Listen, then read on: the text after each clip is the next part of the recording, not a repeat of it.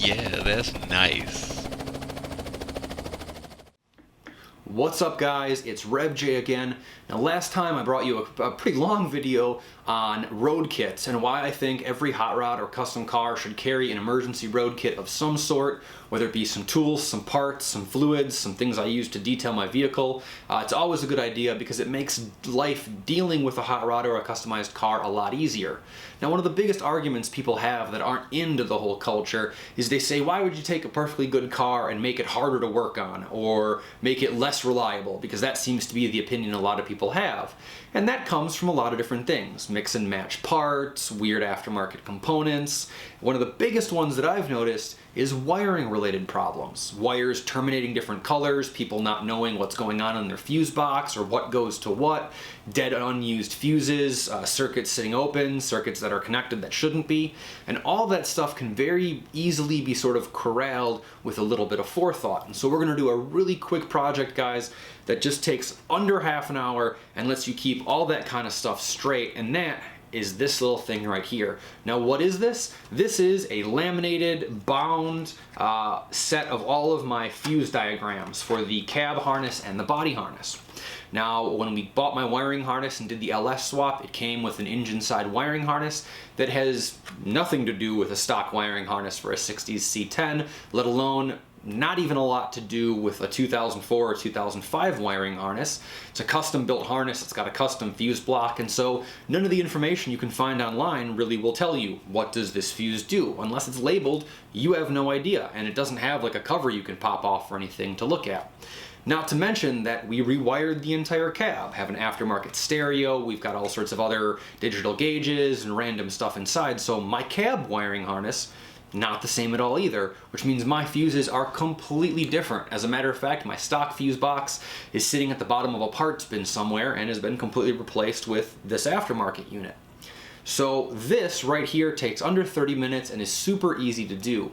Now the first thing I did was made sure all of my connections were correctly labeled to start with.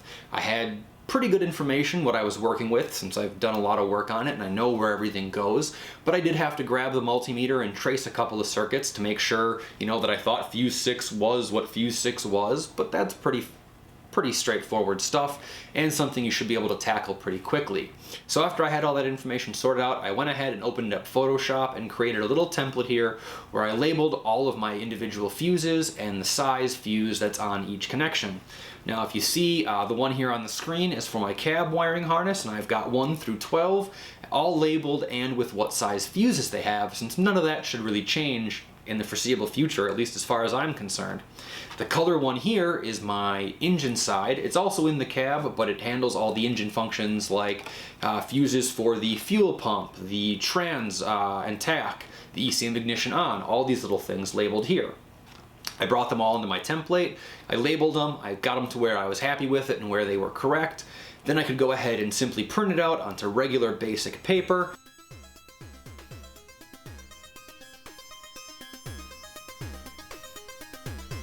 So then I was able to go ahead and cut everything out to the size I wanted and fire up my laminator.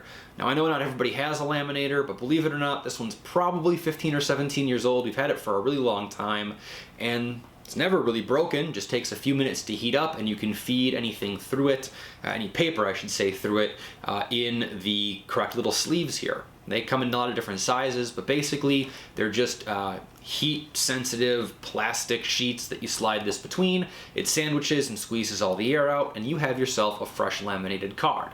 If you don't want to go buy a laminator, Kinko's or one of those type of places will probably do this for you for a couple of bucks. All you have to do is print and cut out the size sheet you need and say, hey, I need this laminated. Now once we've got ours warmed up and ran it all through the laminator, as you can see here, it's slightly oversized. We can just trim down the edges and that already is pretty much the finished project. I took it an extra step further and used a hole punch and a D-ring to slide through there so I could keep them together for easily being able to be tossed in the glove box, center console, or whatever. I've got handy quick reference at all times. It could be in my toolbox, my road kit, wherever you want to keep it. But the point is, you'll keep it by because it's not ruined, it's not a crappy piece of paper, it's got all the information clearly written and cleanly displayed on the front of it, and the whole thing took less than 30 minutes. If you don't have patience for 30 minutes, you shouldn't even be getting into hot rodding, let alone, and the 30 minutes you spend on doing this will save you hours on guessing and tracking what fuse does what, or what wire does what in an emergency should anything need to happen. Now that's it, guys. I'm going to keep this one quick. There's always more on the Hatred Copter C10. I got a pile of parts out in the garage. I'm going to show you guys what we've got ready to go on very soon here. Still waiting on the damn hood brackets. I know some of you guys have been waiting for how the hell am I going to put the hood back on without the inner fenders on the C10. They're coming. The water jetter in Illinois screwed me. So blame people in Illinois for this going wrong. Now I've also got a lot more coming up. Some more fun projects. We just dropped a new tune in the C10 and it is awesome. So once we get all the new performance stuff on, she is gonna scream. I've got more gaming videos, more shoe reviews, all the weird stuff we bring you guys on Rev J HD. So there's always more to come. Super quick project for today. If you didn't check out the road kit video, go ahead and do it. It's 33 minutes of awesome detailed glory on what I carry in my road kit and why. So that's it for now, guys. Thank you for watching. Go ahead and make yourself some fuse charts. It's super easy. I know you guys can do it. Even the not mechanically inclined of you can manage this. So that's it, guys. Thank you very much for watching.